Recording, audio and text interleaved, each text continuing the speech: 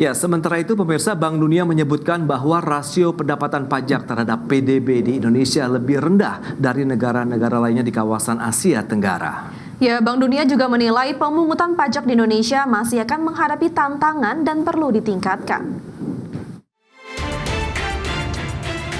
Bank Dunia turut menyoroti penerimaan pajak Indonesia, di mana berdasarkan laporan Bank Dunia yang berjudul Estimating Value Added, Tax and Corporate Income Tax Gaps in Indonesia, yang diterbitkan pada 2 Maret 2025, rasio penerimaan pajak terhadap PDB Indonesia termasuk yang terendah di dunia.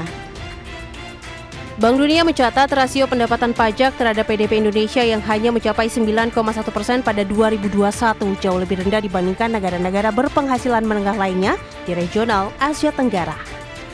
Adapun rasio pendapatan pajak Kamboja mencapai 18%, Malaysia 11,9%, Filipina 15,2%, Thailand 15,7%, dan Vietnam 14,7%. Menurut Bank Dunia, Indonesia mengalami tren negatif yang mengkhawatirkan dalam rasio pendapatan pajak terhadap PDB selama 1 dekade terakhir. Dan jika dibandingkan dengan rasio 10 tahun lalu, angka rasio pendapatan pajak terhadap PDB Indonesia tahun 2021 mencerminkan penurunan sekitar 2,1%. Krisis COVID-19 telah memperburuk kinerja penerimaan pajak yang mengakibatkan penurunan tajam menjadi 8,3% dari PDB pada tahun 2020. Sementara pajak pertambahan nilai dan pajak penghasilan badan yang merupakan sumber utama penerimaan pajak berkinerja di bawah potensinya. Bank Dunia juga memprediksi pemungutan pajak di Indonesia masih akan menghadapi tantangan dan perlu ditingkatkan. Berbagi sumber, IDEX Channel.